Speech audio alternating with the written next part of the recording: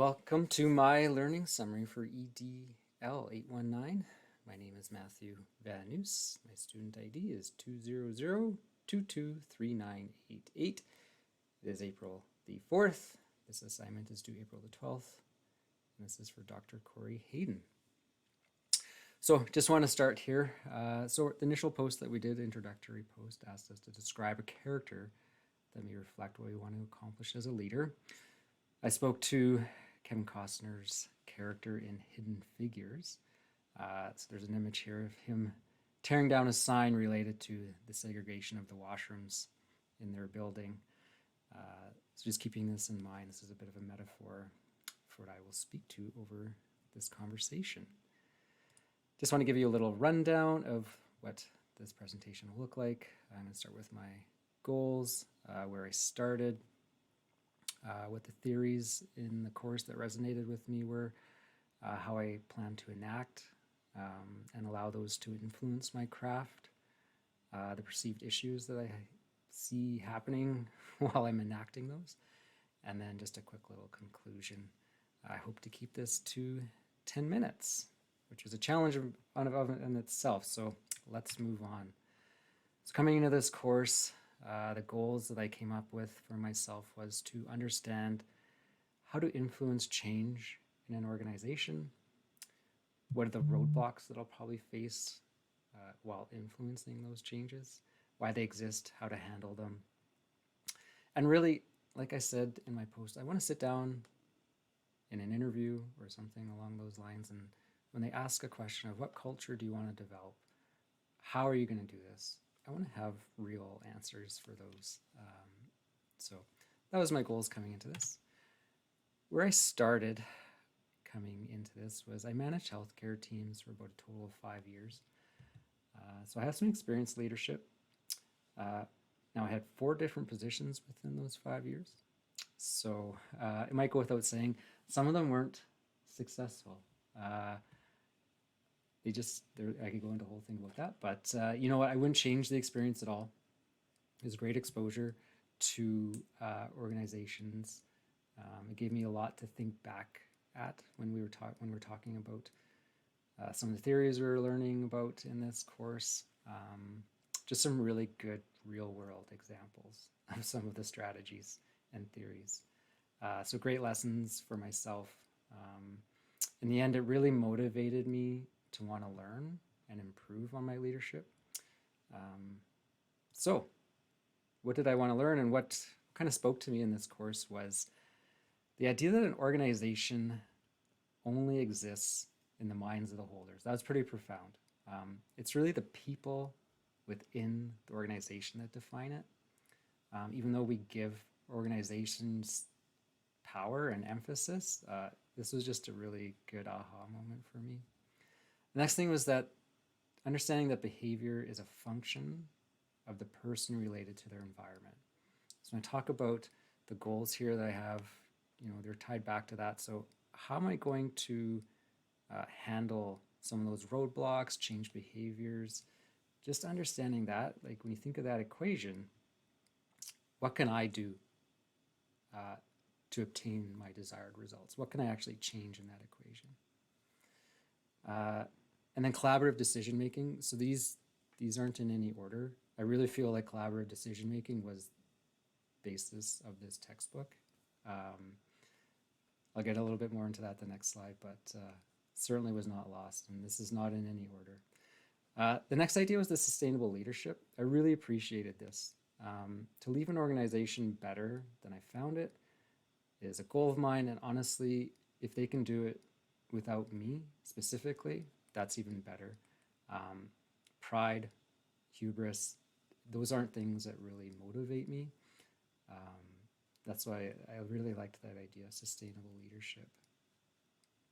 Now, as a brief part of a chapter, but dealing with difficult people relates to that goal of mine, if you want to see them as the roadblock. I definitely could use some more time understanding some more skills around this, but I feel this course had some really great ideas to start with. And lastly, critical theory. I think that relates back to that foundational way to accomplish what Kevin Costner was doing in that image.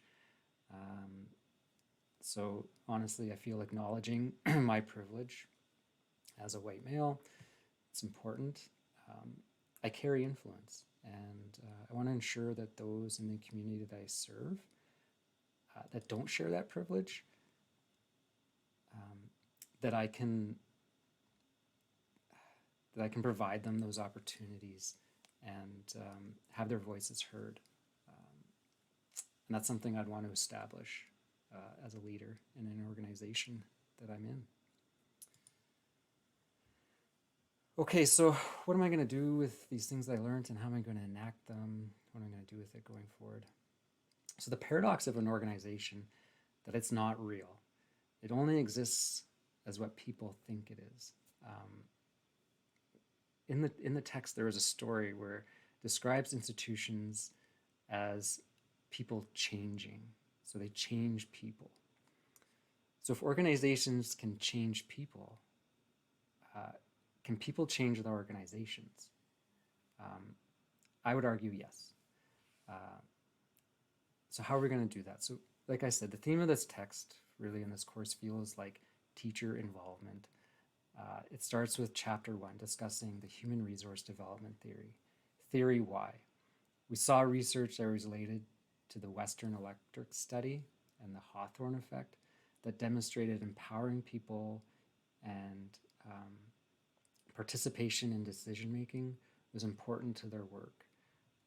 The theories continued, the human resource development, human capital, moral leadership, the idea of organizational self-renewal, the indicators of a healthy organization, they all came back to teacher involvement and that ground level decision making. I'd argue every chapter eventually ended back up at that. So that gives us a good way to make change. But now I have to decide, what do we change when in a leadership position? So one of the things from the textbooks is that leaders intentionally seek to influence the behavior of other people. So if we look at that equation, behavior is a function of people and their environment. I can't change people. As much as I'd love to sometimes, we can't. So I have to learn how to change the environment. We know culture change is slow. We first have to examine those norms and assumptions of the organization. And these authors, they describe the assumptions as the base of what all norms and cultures are built off. So this is what's going to be challenging as a leader, is we're going to have to come in and begin to ask those questions. And if we really use that critical theory lens, we're going to be asking some difficult questions. But it's going to be somewhat disruptive, but it is going to be what's going to start to change the culture of an organization, really starting at that foundation. And then we can bring in the teachers and involve them in the changes. Some of the challenges I see, leadership's hard. And I think this goes into thinking about that sustainability. Good teachers aren't always the best administrators. Without proper support and planning to moving into those leadership positions, that sustainability is gonna be challenged. And secondly, despite all the research and information regarding local-based decision-making, teacher-led initiatives, collaborative decision-making, it just doesn't seem to align with what the decision makers are doing right now. And I relate that to a perceived loss of control. I do agree that there has to be some accountability. In healthcare, I felt like I was the steward of public funds. In a way, I was accountable to the taxpayers, that they got value for their money. So there are questions that are going to have to be answered, such as how do we assess students' performance, and how do we assess teachers' performance, and to ensure that they're getting the value for their money.